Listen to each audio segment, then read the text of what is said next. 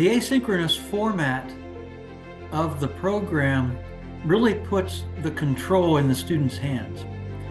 So if a student can do the readings from the textbook and do the assignments and participate in discussion boards with classmates, and they're really grasping the material, there's no reason for me to require them to come and sit through an hour-long synchronous presentation to learn things they already know.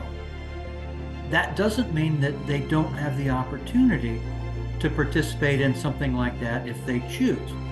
All of the faculty are more than willing to set up a Zoom meeting and have one or more students participate who want to go over the material in more detail, or they want to see specific examples of how this material can be employed in a real setting, in a real healthcare organization.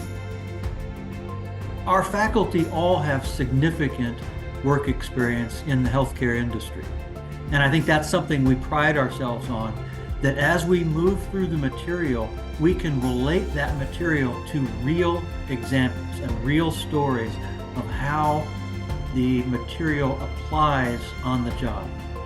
So for example, when I teach a finance course, it's not just theory.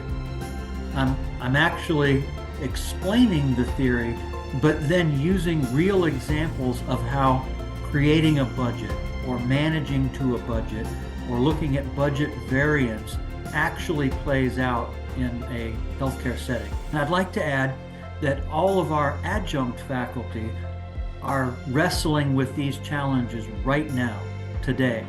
So students might hear examples of a problem or a challenge that one of our adjunct faculty are experiencing today. Our purpose is to ensure that you learn the material and that you succeed, because the real test doesn't come in our class. The real test comes a year or 2 years later on the job, when the chips are down and your supervisor or your director or your vice president is counting on you to be able to do that job and do it effectively and efficiently. And after going through the program, you will.